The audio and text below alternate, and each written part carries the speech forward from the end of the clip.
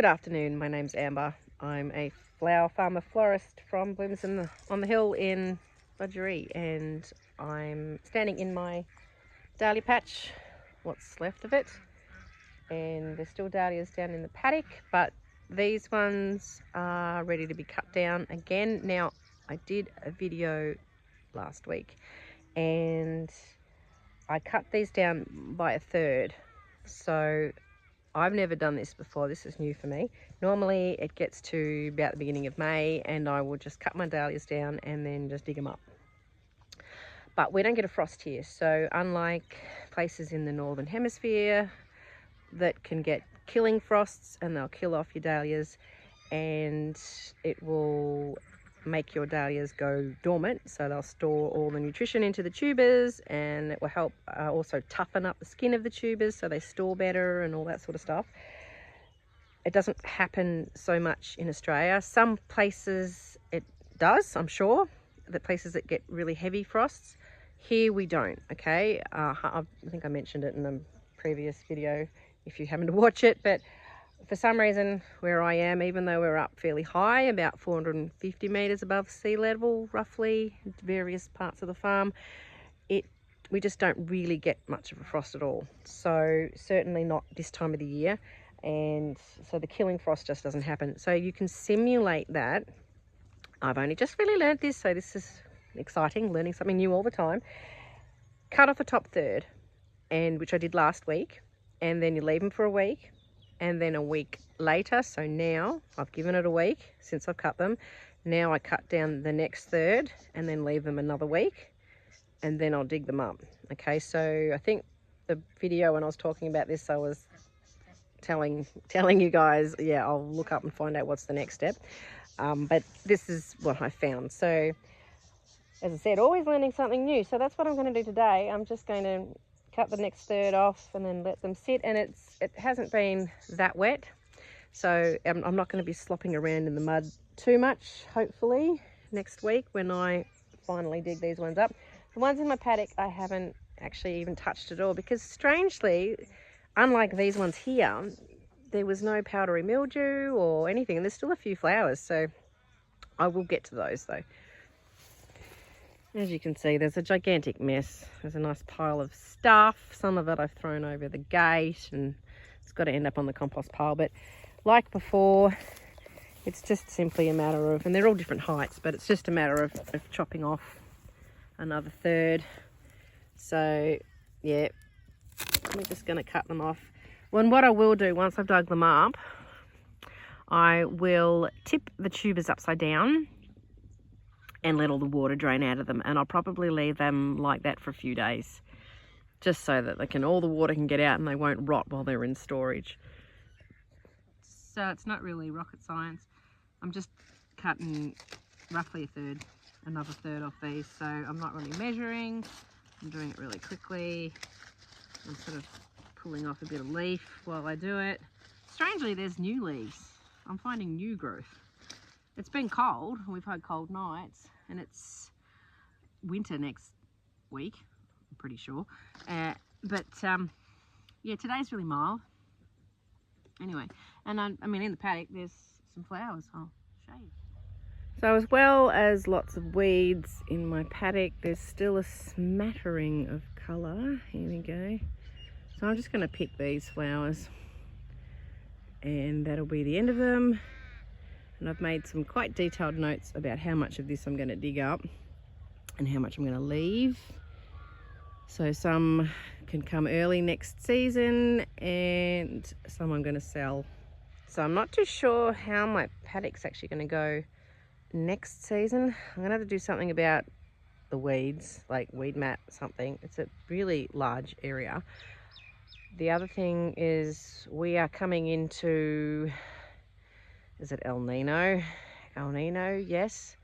So we should be having years of dry now, and the problem with down here is it's harder to get, there's water here now, but it's a stand and water.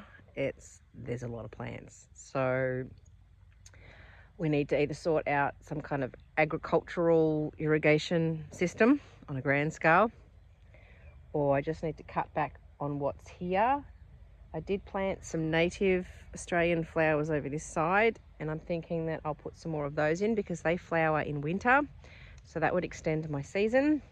And I'm also going to put more foliage. So I've got the silver dollar gums that I planted down there, as well as the native flowering plants. Any other foliage plants that I grow, I think I'll put in this strip of paddock over here as well. So yeah, so we're going to dig some of these dahlias, sell some of the tubers, and I'm going to put 3 of each variety that's down here up in my flower patch because they grow bigger, better, and they're easier to look after.